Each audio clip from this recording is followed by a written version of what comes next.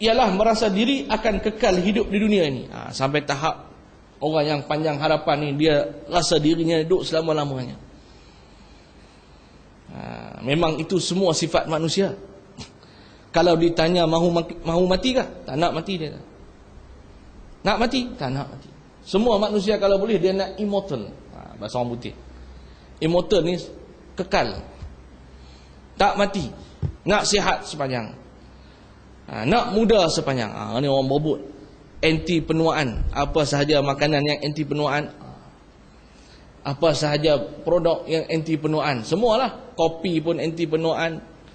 Ubat ni anti penuaan. Krim ni anti penuaan. Itu sifat manusia. Itu manusia nak. Itu naluri manusia. Dia nak kekal. Tapi sebenarnya alam ni tak kekal.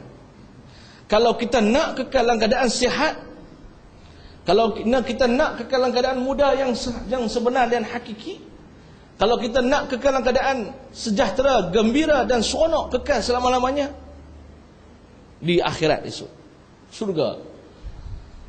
Syurga ni kekal. Kalau kita gembira di syurga, kita tidak akan bersedih selama-lamanya. Syurga ni Allah tak gican kita bersedih. Tak ada ruang untuk kita bersedih. Tak ada ruang, tuan-tuan. Tak ada masa, tidak ada walaupun sedetik hamba yang menghuni syurga Allah ni dia akan sedih, tak puas hati ke Allah. Itu dia. Kita nak yang mana? Tak salah kita seronok di dunia ni. Tak salah kita mencari kemudahan, keselesaan, perhiasan dunia ni. Tapi kita kena perasan perhiasan, kemudahan, seronok di dunia ni sementara. Dan tidak kekal. Kita renovate rumah kita. Renovate rumah kita tu cantik. Jadi cewi. Jadi cewi tau. Cewi ni maksudnya orang kata nak kata macam mana cewi ni. Jadi cewi ni malas nak keluar rumah sebab rumah baru renovate cantik. Jadi cewi. Nak keluar rumah, Allah. Keluar rumah ni semua ada. Kolam renang ada, kolam ikan ada, bunyi macam zoo. Bunyi burung, bunyi ayam, bunyi macam-macam. Bunyi ayak, bunyi ikan, lompat. Seronok rumah. Depan nak televisyen besar pula, kursi empuk pula. Kalau datang surau ni duduk atas lantai-lantai je. Kebal punggung. Cik kalau tunduk. Kalau duduk rumah, selesa. Tapi itulah, selesa itu sementara. Kita nak selesa yang hakiki, selesa yang sebenar-benarnya dan kekal. Apa dia? Syurga Allah Ta'ala. Tidak ada ruang letih di akhirat esok, di syurga Allah Ta'ala. Tidak ada ruang penat, tidak ada ruang jemu. Jemu pun tak ada. Syurga ni tak ada perasaan jemu lagi dah. Orang ada rumah cantik yang saya sebut tadi, 2-3 tahun dia cewi lah. Tapi setelah beberapa 3 tahun, dia ada pergi jalan rumah orang, tengok, rumah orang pun sorok lagi dah. Rumah aku pun jemu dah. Isi pula tengok abang, dulu handsome, sekarang ni kalau lah. Kita pun kata, kalau lah. Cik, kalau dia tak marah lah. Cik, macam-macam jemu, dia main jemu. Tapi syurga ni tak jemu. Itu dia, kekal. Maksudnya kekal ni, hum fiha khalidun, itu dalamnya itu mereka kekal selama-lamanya. Kekal dalam syurga itu kekal. Kekal gembira, kekal sihat, kekal seronok, kekal puas, tak jemu-jemu. Seronok. Itu maksudnya kekal. Inilah yang dituntut, yang dikejar oleh orang yang tidak panjang harapan kepada dunia ini. Sehingga perasaan panjang harapan itu menguasai hati sepenuhnya. Sampai tahap dia ni rasa dirinya akan kekal. Sampai perasaan itu menguasai seluruh hati. Sehingga kan, maka bergiatlah ia bekerja menurut kehendaknya. Semua anggotanya bekerja untuk kehendak hati tadi. Maka salafus salih berkata, barang siapa yang panjang harapannya, rosaklah amalannya. Orang yang panjang harapan ni rosak amalan. Amalan yang soleh sepatutnya dapat pahala. Tapi sebab dia cita-cita terhadap dunia itu, amalan soleh, pahala tak dapat. Yang dapat dosa pula. Macam mana agaknya? Sepatutnya dia sedekah ni, sepatutnya dia buat amalan soleh ni, dia dapat pahala. Tapi sebab dia bercita-cita terhadap amalan soleh itu, terhadap dunia, amalan soleh itu dia buat dah. Tapi kerana dia berhajat kepada dunia daripada amalan itu, maka pahalanya tidak dapat. Yang dapat, dia dapat dosa. Orang tu boleh jadi itu. Itu kita bahaya, ulama kata bahaya panjang harapan tu. Sebab amalan yang baik boleh bertukar menjadi maksiat. Kerana terlalu bercita-cita ataupun panjang harapannya terhadap dunia itu.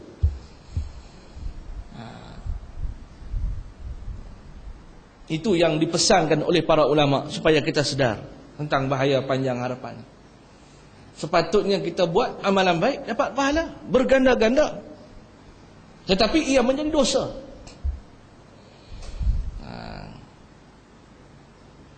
Sekarang ni orang jawatan tidak salah. Orang dulu kalau diberi jawatan menangis-nangis. Nangis dia.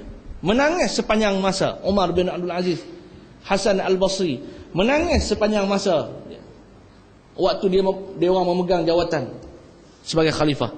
Menangis. Sayyidina Umar pernah kata apa? Waktu dia jadi khalifah dia kata apa? Sayyidina Umar kata, andai katalah aku sebuah batu, andai kata aku sepohon pokok. Maknanya tak ada dibebankan dengan jawatan berat ni. Tanggungjawab amanah yang berat.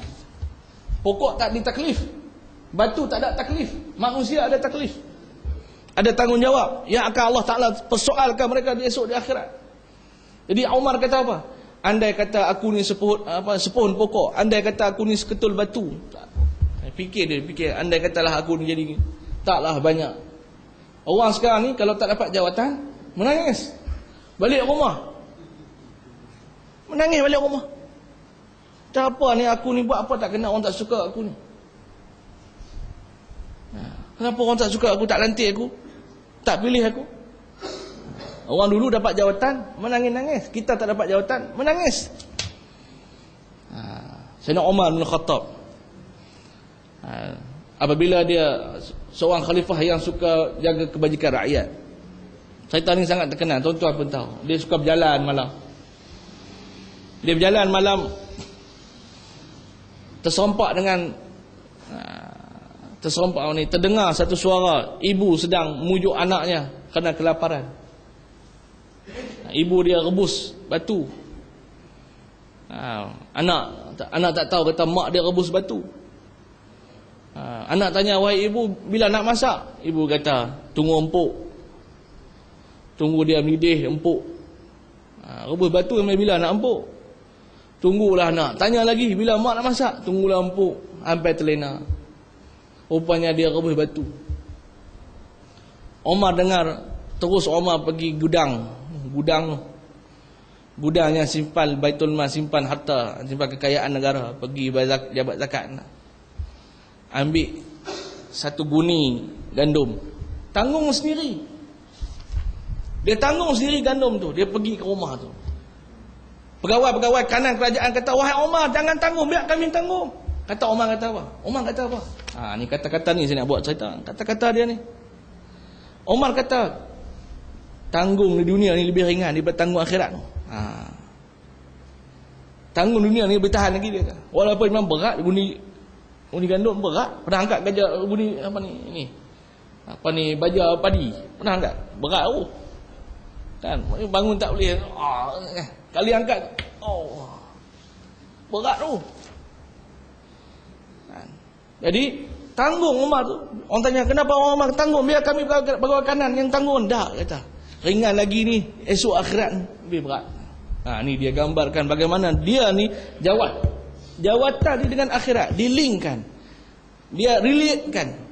Orang dunia sekarang ni, orang nampak dunia dia, dia tak relatekan apa yang dia pegang jawatan ni disampai ke akhirat. Dia tak relatekan, dia tak linkkan.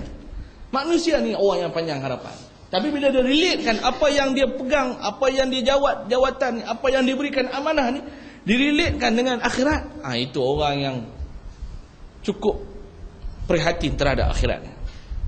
Kita kena gitu. Kita kena relate kan, kena link kan. Sebab panjang harapan itu akan menarik manusia untuk mengambil berat terhadap dunia dan bertungkus lumus untuk membina istana impiannya. Panjang harapan ni menyebabkan manusia ni akan tertarik dengan dunia, sehingga akan dia ni, dunia tak salah, yang salah dia akan menjadi orang yang bersifat duniawi,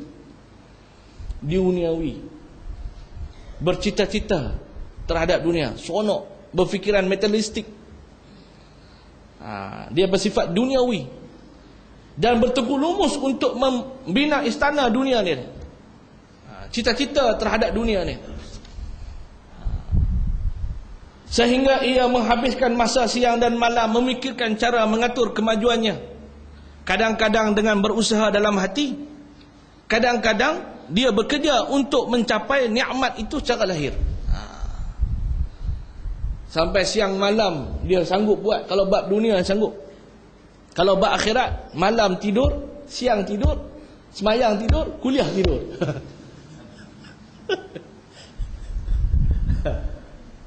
Kan? Kalau bab dunia, tak tidur-tidur. Tak tertidur dia. Dunia ni, dia sanggup celak, cekang mata. Sanggup dia dunia ni. Tapi bab akhirat, Allah Ta'ala beri Ramadan, tak ambil. Beri dah Syawal pun tak ambil. Beri bagian nikmat, tak ambil peluang. Itu dia ni, manusia ni yang panjang harapan. Ini dia kan, menghabiskan masa siang dan malam memikirkan cara mengatur kemajuannya. Sama ada dalam hati. Kalau dia tak dapat pun, dia fikirlah hati. Sentiasa memikirkan di hati, rancang di hati. Tidur pun dia fikir, esok aku nak. Pernah tak kita fikir tentang kita akhirat? Sambil kita tidur tu, rupanya tidur nak mati. Tapi kita tak pernah mengambil pengajaran setiap hari Allah mematikan kita. Sebelum tidur kita pernah fikir, apa dosa aku buat? Apa amal soleh yang belum aku buat? Aku bersedekah tak hari ni? Aku tolong orang tak hari ni? Angkat tangannya. Sebelum tidur tu. Tapi yang kita fikir, esok bangun awal, supaya pergi kerja awal, buat OT, overtime. Cukup tidur boleh buat overtime. Itu kita fikir. Tapi tentang akhirat tak pernah kita fikir. Itu maksudnya orang yang panjang harapan. Bukan sinilah, tempat lain. Ketika itu seluruh hati dan anggotanya sentiasa sibuk dalam menuntut dunia. Seluruh hati dan anggota kita, hati kita duk fikir, anggota kita pun buat kerja.